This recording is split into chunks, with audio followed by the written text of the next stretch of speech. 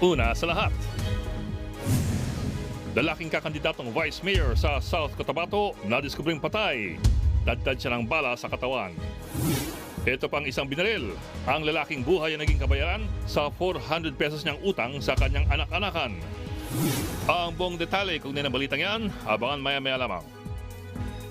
Magandang gabi Pilipinas. Sa Frontline tonight.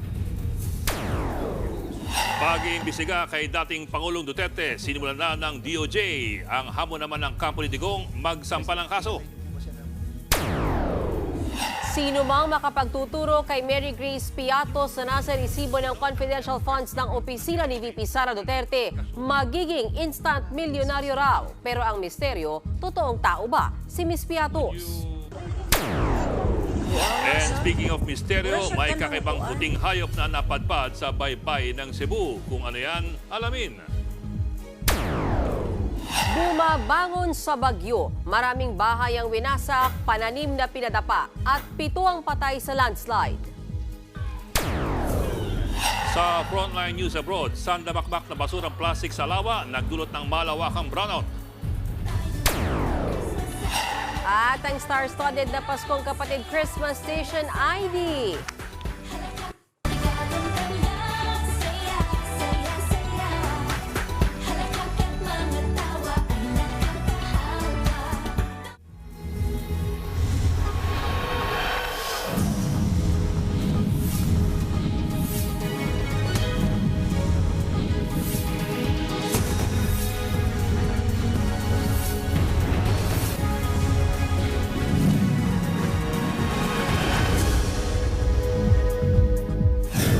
Maraming iniwang pinsala pero wala na ngayong direktang epekto sa bansa ang bagyong Pepito. Kasunod niyan, 1 o 2 araw mula ngayon, posible na raw magsimula ang amihan season. Karaniwang nag-uumpisa ang hanging amihan tuwing Nobyembre hanggang unang linggo ng Disyembre. Kung tutuusin, hindi raw pangkaraniwan ang delay ng amihan ngayong taon kasunod ng parada ng mga bagyo. Abangan mamaya ang tindi ng pinsala ng Pepito at kung paanong bumabangon ang mga probinsya. Hallucination lamang yan. Yan po ang sagot ng Malacanang sa akusasyon ni dating Pangulong Duterte na pakawala ng palasyo si dating Senador Antonio Trillanes para atakihin siya. Dagdag pa ng palasyo, hindi raw dapat patulan pa si Digong. Nasa frontline ng balitang yan, si Marian Enriquez. Ilang araw na ang nakalipas pero tila gigil pa rin si dating Pangulong Rodrigo Duterte kay dating Senador Antonio Trillanes IV. Itong si Trillanes, talagang mukhalakan yan, sponsored yan. Hindi gagalaw yan ang gano'n yan, walang pera yan. Duda pa ni Duterte, attack dog ng Administrasyong Marcos si Trillanes. Nagtataka ako bakit ang Malacanang na ginagawa naman na, wala naman kaming kasalanan sa kanila, hindi naman ako nag-atake kay Presidente. Balak ng araw ni Duterte na maghain ng reklamong libel laban kay Trillanes. Sinabi yan ng dating Pangulo habang kausap ang abogado niyang si Attorney Salvador Panelo sa live stream sa social media. Pero tinabla agad ng Malacanang ang paratang ni Digong. Sinabi ni Executive Secretary Lucas Bersamin na nag-hallucinate ang dating Pangulo. Ano? Ganun na lang. Ano? Alam mo, mahirap pumatol na sa ganyan. Hallucination na yun. Sinusubukan pa naming kunan ng komento si Trillanes tungkol sa panibagong birada ni Duterte sa kanya. Pero nag-post siya sa Facebook ng bahagi ng sinabi ni Duterte sa Quadcom kung saan inamin niyang meron siyang bilyon-bilyong pisong pera. May hashtag yan na Duterte Drug Syndicate. Do you think I cannot accumulate even 5 billion? Sa negosyo ng asawa ko, pati ang sweldo ko. Matatanda ang noon pa man kahit bago pa ang Administrasyong Duterte ay hinahamon na ni Trillanes si Digong sa bank secrecy waiver. Ginigiit kasi ni Trillanes na mula sa iligal na droga ang bilyon-bilyong pera ng pamilya Duterte. Kapalit umano nito ay proteksyon sa mga umano'y drug lord, bagay na pinabulaanan ni Duterte. Hindi rin kumakagat ang dating Pangulo sa hamon hanggang sa nagkainitan sila sa Kamara kamakailan. Tingin ng ilang miyembro ng Quad Committee, walang ibang nagpapakilos kay Trillanes kundi sarili lang din niya. Consistent naman po yata yung reputation niya na he has been a fiscalizer ever since. Pero para sa dating House Speaker at Davao del Norte 1st District Representative Pantaleon Alvarez, political theatrics lang ang nangyayari. Depensa pa ng kilalang kaalyado ni Digong na si Congressman Alvarez sa halos 13 oras sa pagdinig ng Quadcom, wala raw bagong impormasyong lumabas at wala rin daw batayan para magsampa ng anumang kaso. Dagdag pa ni Alvarez, maaari pa nga raw tumakbo muli sa pagkapangulo si Digong sa 2028. Ayon daw kasi sa konstitusyon, incumbent o nakaupong presidente lamang ang ipinagbabawal na tumakbo muli for re-election. Nagbabalita mula sa Frontline, Marian Enriquez, News 5. Sinimula na ng DOJ ang investigasyon kay dating Pangulong Duterte kaugnay ng drug war. Hamon naman ang kampo ni Digong, magsampa na ng kaso. Nasa frontline ng balitang yan, si Camille Samonte. Matapos ang pagharap ni dating Pangulong Rodrigo Duterte sa pagdinig ng House Quad Committee, may gumugulong na ring investigasyon ang binuong task force ng Department of Justice. Kaugnay ito ng umano'y extrajudicial killings sa war on drugs ng dating administrasyon. At kabilang sa kanilang iniimbestigahan si dating Pangulong Digong. International humanitarian law ang ating pinupuntirya ngayon because it is the law that the ICC is studying as well as the law that we have here, and it's the law of the ICC actually. It's what they're using right now. Ayon mismo kay Justice Secretary Boying Rimulya, sa lawak ng mga inamin at ibinunyag ni Duterte, posibleng magsabawan ang investigasyon ng task force sa investigasyon ng International Criminal Court. Pero sisiguraduhin daw ng DOJ na magiging iba ang kanilang kaso sa tinutumbok ng ICC. We want the charges to be separate from each other. Even if we're not members of the ICC, the spirit of complementarity still applies. Buwelta naman ang kampo ni Duterte, bakit hindi na lang sampahan ng kaso ang dating Pangulo kung meron silang sapat na ebidensya? Hindi yung puro raw sila propaganda para sirain ang reputasyon ng dating Pangulo. Ayon naman kay ICC Assistant to Counsel Attorney Cristina Conti, maraming direksyon ang pwedeng tahakin ng pagsisiyasat ng DOJ. Maraming karapatan at batas din daw ang nalabag, kaya lalong lumalakas ang panawagang papanagutin si Duterte. Nagbabalita mula sa Frontline, Camille Samonte, News 5. Pinaganap na si Mary Grace Piatos sa nakapirma sa ilang dokumento kaugnay ng confidential funds ng opisina ni VP Sara Duterte. May alok na ngang 1 milyong pisong pabuya sa makapagtuturo kay Piatos. Nasa frontline ng balitang yan si Marian Enriquez. Sa mga acknowledgement receipts na ginamit pang liquidate sa 125 million pesos na confidential funds ni Vice President Sara Duterte noong 2022, isang Mary Grace Piatos ang lumutang. Isa raw siya sa mga nakatanggap ng pondo at pumirma sa resibo.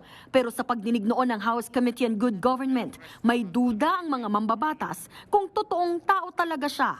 Kaya kanina inanunsyo ng House Committee on Good Government kasama ang Quad Committee ang alok nitong 1 milyong pisong pabuya sa sino mang may impormasyon tungkol kay Mary Grace Piatos. Kasi hindi kami naniniwala na totoong may Mary Grace Piatos. So, sinasabi nila, totoo. So, kung sino yung mga kakatulong sa amin para mahanap si Mary Grace Piatos, handa pong magbigay ng pabuya, no?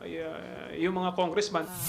Bukod sa resibong pirmado raw ni Piatos, nasita rin sa naunang pagdinig ng Kamara ang mahigit 100 pang resibong isinumite ng OVP sa Commission on Audit na mali-mali ang petsa o walang pirma. Sabi noon ng OVP, typo o nagkamali lang sila sa pagsusulat sa resibo, pero hindi ito bumenta sa mga kongresista. So, we want to set an example, no? We want to know the truth kasi it follows Pag wala si Mary Grace Piatos, sigurado, halos lahat na ng tao na naandun is fictitious na. Noong nakaraang linggo lang muling iginiit ni VP Sara na hindi na siya dadalo sa mga susunod na pagdinig ng Kamara, lalo't kinaltasan na rin ng mahigit 1 bilyong piso ng Kamara ang proposed budget ng OVP sa susunod na taon. Sagot naman ng mga kongresista, The problem is, hindi na ginastify yung budget niya. So it's her responsibility. Sinabi niya, bahala ang Kongreso. ilang beses siyang inimbitahan, hindi siya umattend, hindi siya pumunta. Sa Miyerkules, nakatakda ang susunod na pagdinig ng House Committee on Good Government. Umaasa ang mga kongresista na dadalo, kundi man si VP Sara ay yung mga opisyal na mismong may kinalaman sa kung paano ginasta ng kanilang opisina ang pera ng taong bayan. Nagbabalita mula sa Frontline, Marian Enriquez, News 5. Patay ang kakandidato sana bilang Vice Mayor sa South Cotabato. Pinaunanan siya ng bala sa loob mismo ng kanyang bahay. Nasa frontline ng balitang yan, si Bril Montalvo. Sa bahay na ito sa bayan ng Tantangan sa South Cotabato, natagpuan ang wala ng buhay na si Jose Bobot Osorio. Pasado alas 5 kaninang madaling araw nang madiskubre ng helper niya ang bangkay ng biktima. Tadtad ng tama ng baril ang katawan nito. Nakuha rin ang 6 na basyo ng bala sa crime scene. Ayon sa mga otoridad, posibleng kagabi pa pinagbabaril ang biktima. Kakandidato sana si Osorio sa pagka-vice alkalde sa Tantangan. Dati na rin siyang naging barangay chairman. Inaalam pa ng mga pulis kung may kinalaman ba ito sa politika. Nagbabalita mula sa Frontline, Bril Montalvo, News 5. Nauwi sa disgrasya ang pagpunta ng mga Boy Scouts at Girl Scouts sa Misamis Oriental. Tumagilid kasi ang sinasakyan nilang truck. Nasa frontline balitang yan si Ian Suyu. Tumagilid ang truck na yan sa gilid ng kalsada sa Talisayan, Misamis Oriental noong Biyernes. Nasa 50 ang sakay ng nasabing truck. Kabilang dyan ang mga estudyante, Boy Scout, Girl Scout, kanilang mga magulang at mga guro. Base sa investigasyon, papunta sila sa District Scout Jamboree event. Pagdating sa pataas na bahagi ng kalsada, nawalan ng kontrol ang driver hanggang sa tuluyang tumagilid ang truck. Walang namatay, bagamat kalahati ng mga sakay ng truck ang sugatan.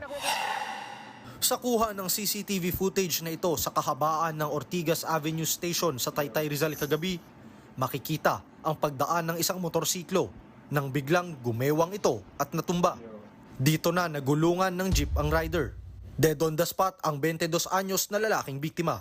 Sa inisyal na investigasyon, madulas ang kalsada kaya nadisgrasya ang motor.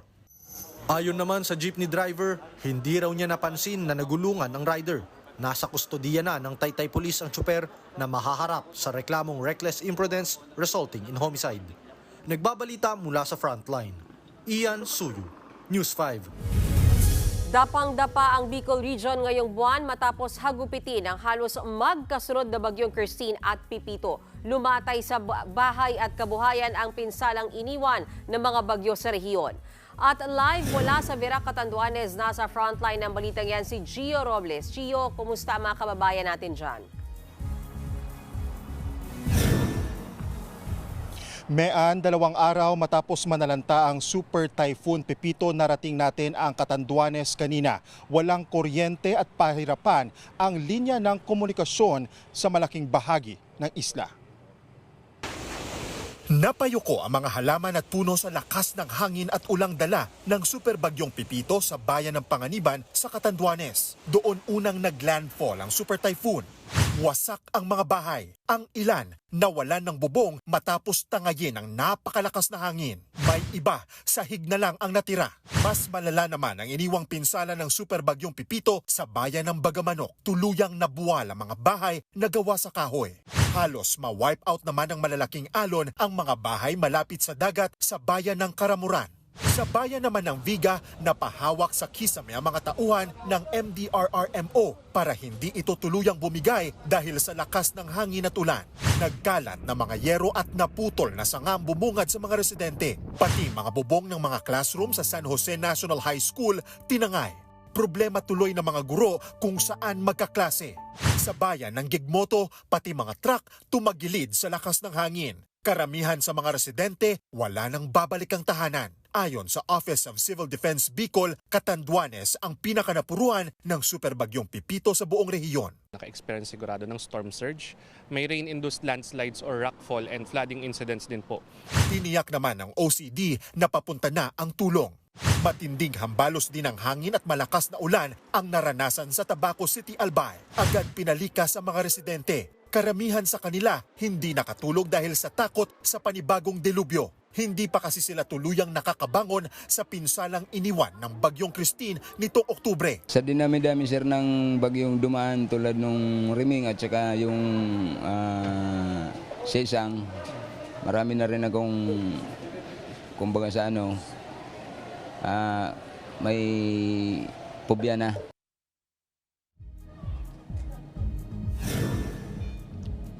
At nagka-phobia na nga ang mga residente lalo na dito nga sa Virac, Catanduanes. Sa pakikipag-usap natin sa ilan sa kanila, aminado yung mga residente na posibleng matagalan pa yung kanilang pagbangon mula sa hagupit ng Super Typhoon Pepito. Bukod sa pagkain, malinis na inuming tubig at gamot, humihingi din sila ng tulong na sana nga ay mabigyan na sila ng mga materyales o ayuda para makapagpatayo sila muli ng mga bahay na nasira dahil sa bagyo. Balik sa iyo, Maya. Alright, maraming salamat sa iyo, Gio Robles. Nalibing ng buhay ang 7 magkakamag-anak sa Nueva Vizcaya sa kasagsagan pa rin ng bagyong Pepito. Posibleng abutin naman ng 1 linggo bago humupa ang baha sa ilang probinsya. Nasa frontline na balitang yan si Gary De Leon. Nagsisiksikan sa mga evacuation center ang mga residenteng inilikas dahil sa paggugupit ng super bagyong Pepito sa probinsya ng Aurora. Maraming barangay ang binaha. May bumagsak pa mga puno at poste ng kuryente. Apektado rin ang kabuhayan ng maraming magsasaka. Pinakanapinsala sa 7 bayan sa Aurora, ang Dipakulaw. Matapos dumaan ni Super Typhoon Pepito dito sa bayan ng Dipakulaw, ito na ngayon ang sitwasyon ng lugar. Maraming palayan ang pinalubog na at nagmistulang dagat na. Ganito rin ang sitwasyon ng ilang mga barangay na na-isolate ilang oras matapos dumating si Pepito. 8 oras isolated ang bayan ng Dipakulaw dahil sa binahang kalsada.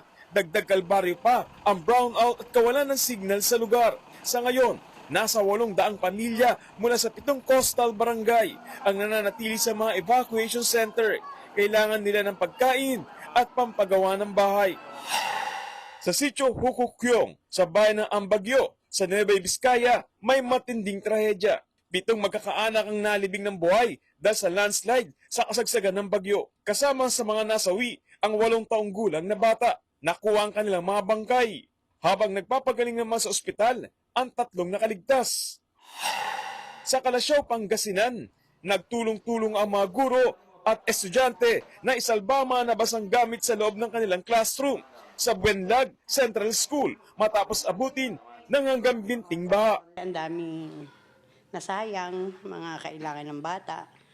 Hindi rin namin alam kung paano kami magsisimula yung ganito na sitwasyon. Dahil dito, modular muna ang magiging klase. Wala ring tigil sa paglilinis ang ibang residente matapos pasukuin ng abot binting baha ang kanilang bahay sa Sitio Lasip. Natatakot kami, baka bigla lalaki ang tubig. Hindi kami makalabas kaagad kasi natutong kami paggabi. Problemado ang mga residente dahil posibleng umabot pa raw ng 1 linggo bago tuloy ang humupa ang baha sa kanilang lugar. Nagbabalita mula sa Frontline, Gary De Leon, News 5. Susunod, halos 4 na lang estudyante at kanilang kaanak na ospital matapos kumain ng spaghetti sa Guimaras. Funeral van na nagpilit sumiksik sa EDSA busway. Huli. At magkaibigan noon, mag-asawa na ngayon. 2 miyembro ng Ben and Ben na sina Pat Lasaten at Agnes Reoma kinasal na. Magbabalik pa ang Frontline Tonight.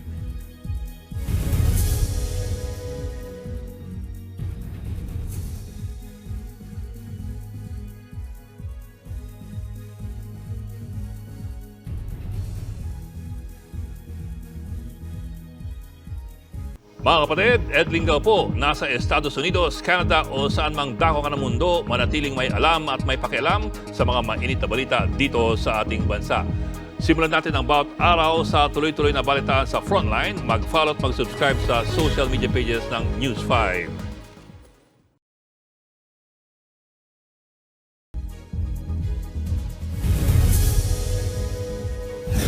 Na-ospital ang halos 4 na lang estudyante at kanilang mga kamag-anak matapos kumain ng spaghetti sa Buena Vista sa Guimaras. Base sa imbestigasyon, ang pamilya ng isa sa mga estudyante ang nagluto ng 70 kilo ng spaghetti. Inahin ito sa isang convention sa Guimaras State University noong Biyernes. Kalaunan, nakaramdam sila ng mga sintomas ng food poisoning gaya po ng pananakit ng tiyan, pagkahilo, pagsusuka at diarrhea. Humingi na paumanhin ang pamilya ng estudyante nagluto ng spaghetti. Nagbigay naman ng tulong ang pamunuan ng Guimaras State University para sa pagpapagamot ng mga biktima. Buhay ang naging kabayaran ng isang lalaki nang barilin siya ng pinagkakautangan niya sa Cebu City. Ang biktima, tumanggi raw bayaran ang utang niyang 400 pesos. Nasa frontline ng balitang yan, si Jana Roa. Butas ang ulo ng lalaking yan. Diyan tumama ang balang pumatay kay Renanti Paradero. Dead on the spot siya kagabi sa barangay Kinasangan sa Cebu City. Base sa investigasyon, mismong 18 anyos na anak-anakan ni Paradero na si Michael Estrada ang kumitil sa kanyang buhay. Punot dulo niyan ang utang na nagkakahalaga lang ng 400 pesos. Sinisingil na raw si Paradero pero nagmatigas siyang magbayad kahit na nakatsamba raw sa online game. Siningil niya. Kaso that time, wala siyang nakuhang pera kasi nga naubos na daw. And so, yun, sinabi niya na papatayin niya. Pagpatak ng alas 11 ng gabi, tinutuo ni Estrada ang banta at itinumba si Paradero. Naaresto rin naman ang suspect. Bukod dyan, iniimbestigahan pa ng mga pulis kung may mas malalim pang dahilan sa krimen. Tinitignan din natin yung motibo sa drugs. Baka nagkaunsihan. Galit na galit naman ang pamilya Paradero sa suspect dahil tinuring pa siyang anak ng biktima. Anong nabuhat na nito ang papa? Oo. Ito remonta ang papa nila. Maoran ilang kabaw sa ang papa.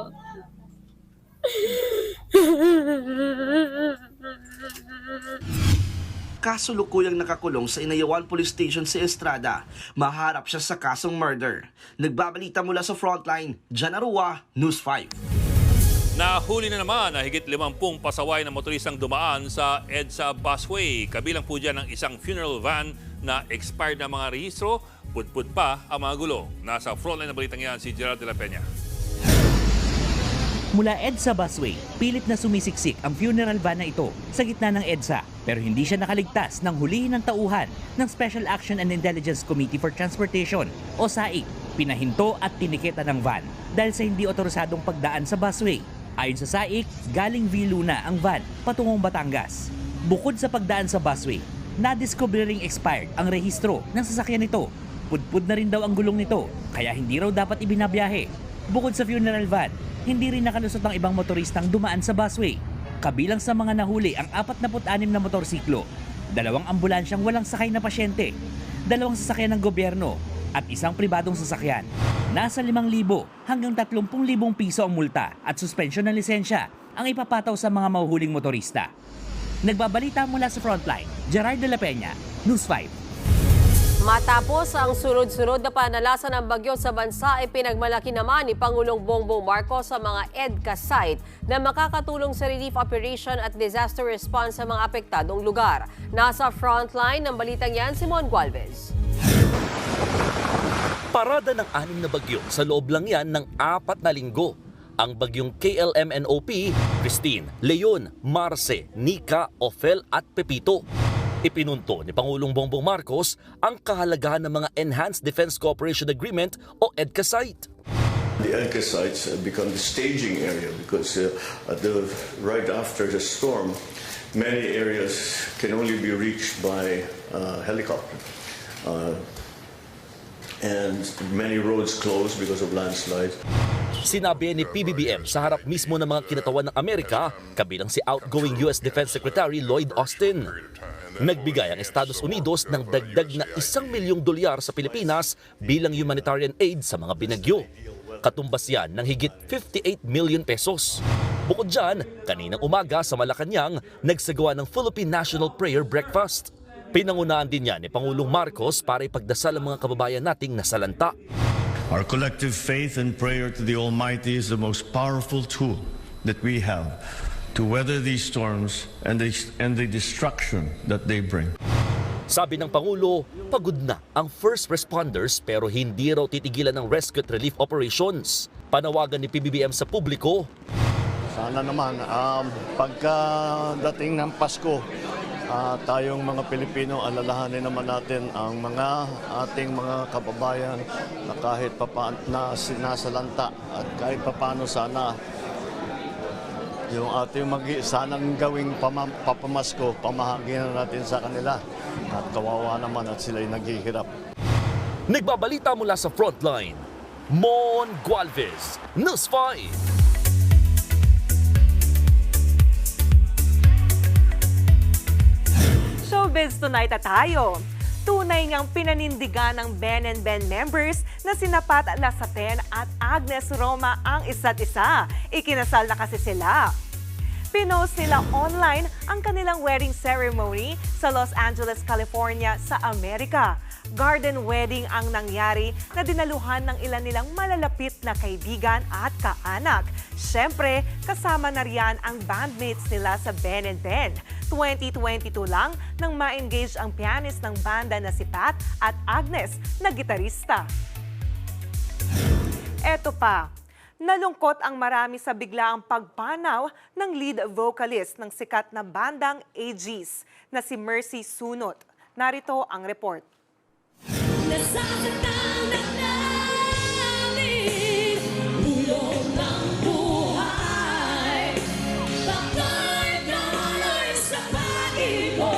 Sumikat bilang isa sa mga lead vocalist at primera biritera ng 90s Pinoy rock band na AG si Mercy Sunot.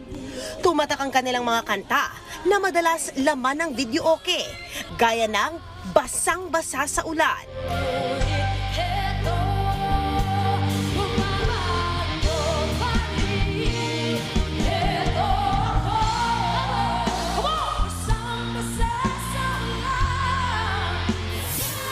Luha.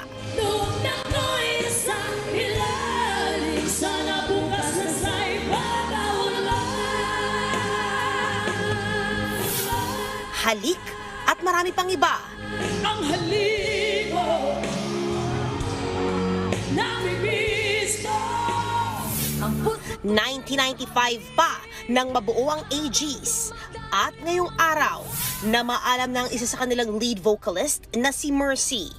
Ayon nga sa post ng AGs, pumanaw ang singer sa sakit na cancer sa edad na 48. Bago ang kanyang pagpanaw, nakapag-TikTok pa si Mercy matapos siyang sumailalim sa isang operasyon. Humiling pa siya ng panalangin para malabanan niya ang kanyang breast at lung cancer. Nakapag-celebrate din si Mercy ng kanyang 48th birthday noon lamang November 6. Wala pang detalye tungkol sa kanyang burol. Sa ngayon, nananawagan ng AGs na alalahanin ang naging buhay at iniwang legacy ni Mercy sa pamamagitan ng kanilang mga awitin.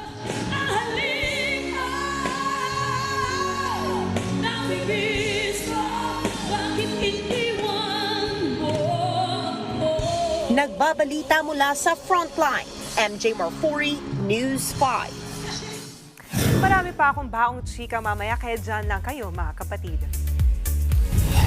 Susunod, misteryosong sea creature natagpuan sa dalampasigan ng Dumanhug sa Cebu.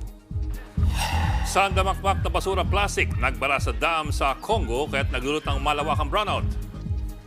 At 21 member na si Bom, kumusta na kaya matapos sumama ang pakiramdam sa welcome back concert nila kagabi? Tutok lang mga kapatid dito sa Frontline Tonight. Mga kapatid, Bean Los Baños po. Nasa Europa o saan mang dako ka ng mundo, manatiling may alam at may pakialam sa mga maiinit na balita dito sa ating bansa. Simulan natin ang bawat araw sa tuloy-tuloy na balitaan sa Frontline. Mag-follow at mag-subscribe sa social media pages ng News 5.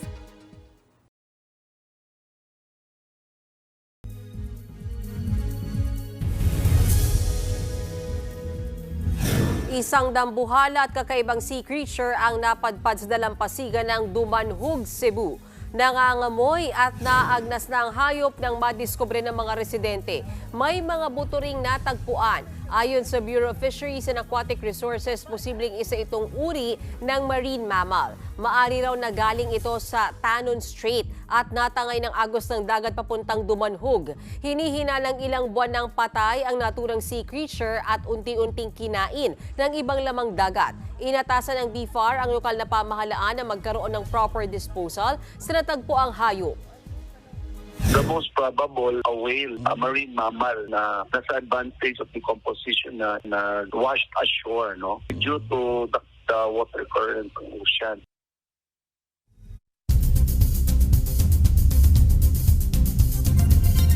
Problema naman ngayon sa Congo ang malawakang brownout dahil sa sandamakmak na basura sa dam. Mano-manong sinasalok ang sangkaterbang basurang yan mula sa hydroelectric dam. Ang mga basurang yan ang bumabara sa mga makina na nagko-convert ng tubig sa kuryente. Nagmumula raw ang libo-libong basura sa katabi nitong lawa. Apektado mga residente at mga business establishments dahil sa kakulangan ng supply ng kuryente. Dahil po dito, sinusulong ng gobyerno ng Congo na maturuan ang publiko ng tamang pagtatapon ng basura.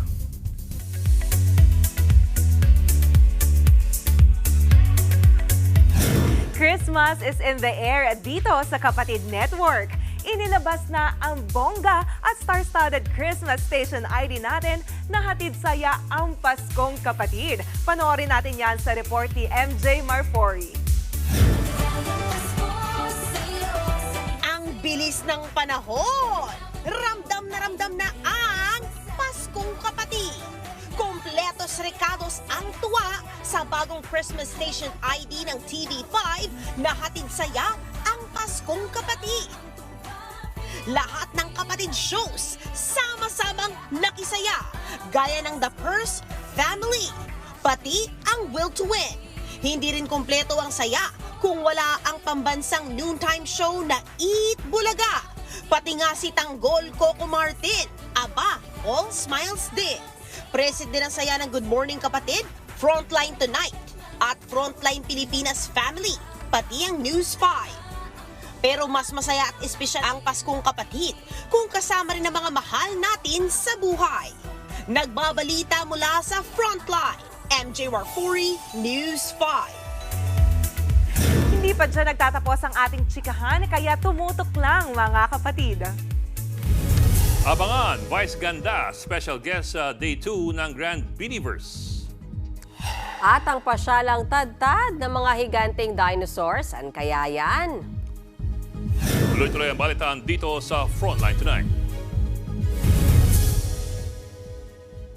Mga kapatid, Ed Linggaw po, nasa Estados Unidos, Canada o saan mang dako ka ng mundo, manatiling may alam at may pakialam sa mga mainit na balita dito sa ating bansa. Simulan natin ang bawat araw sa tuloy-tuloy na balitaan sa Frontline. Mag-follow at mag-subscribe sa social media pages ng News 5.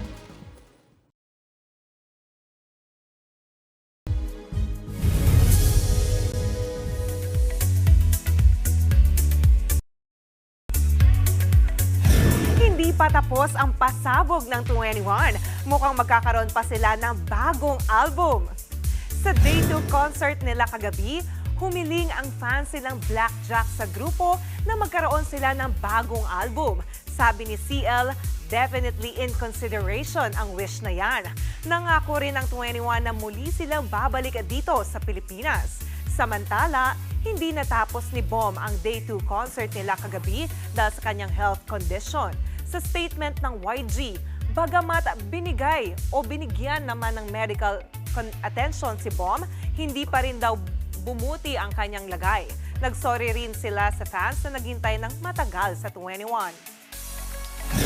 Speaking of pasabog, aba, hindi nagpahuli ang ating Nations Girl Group na BINI sa kanilang Grand Beaniverse concert. Special guest pa nila ngayong gabi si Vice Ganda. At syempre, grande ang stage at performances. Panoorin natin yan sa report ni MJ Marfori. Intro pa lang ng Grand Beaniverse.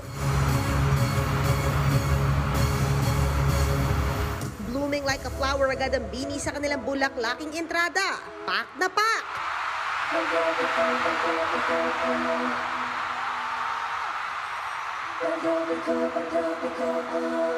Hanggang sa pumantropiko na sila sa kanilang 360 stage.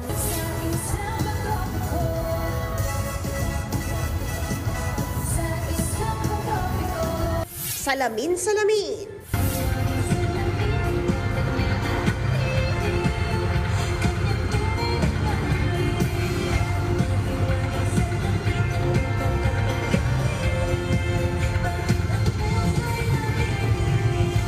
At meron pang bagong version ng Lagi.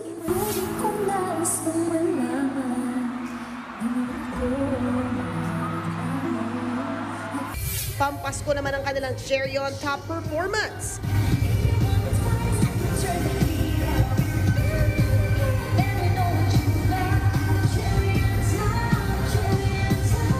Marami rin silang special performance gaya ng ilang dance breaks.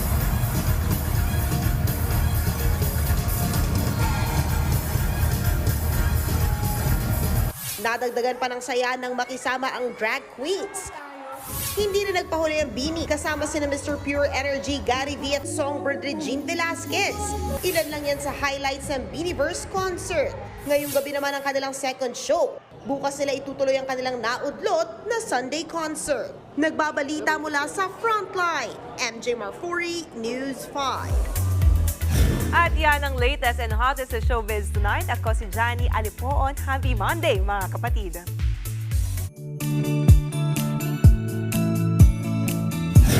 At para naman sa ating pabaong pampa-good night, tampok ang isang kakaibang Christmas pasyalan. Ang mga bisita parang nagtutour sa Jurassic World. Animoy nabuhay ang mga dinosaurs sa garden na yan sa Paris. Life-size ang mga replica ng dinosaurs, gumagalaw at umiilaw pa. Meron ding mga ibon at giant sea creatures. Tipid daw sa kuryente ang mga nasa light display. Tatagal ang Jurassic Christmas hanggang January 2025. Alam mo yung tanong kanina kung sino makakahanap kay Mary Grace Piatos? Sino? Alam ko na. Si Jack and Jill. Oo. Pwede rin tinatago siya ni Jack and Jill. Pero balita ko si Johnny makikibiniverse bukas. Oo naman, yes. Isa kang pinagpala. Halika na. Oo, para maiwan si Zé. Hindi ako nakaka-relate sa mga Sige, ganyan pag may bagay. extra pass ka. Oo. Si Barry Manilow, nag-concert, hindi ako niimbita. Kapatid, 37 days na lang po. Hindi siya makatingin sa atin. Yang sa sarili niya. Yan pong 45 minutes pag-himay sa malagang headlines. Balitaan at diskusyon para sa paghubog ng matalinong opinyon. Ayusin mo naman! Kami inyong kasangga sa pagbabalita. Ako po si Mayan Los Baños. Ako naman po si Ed Lingao. Magandang gabi.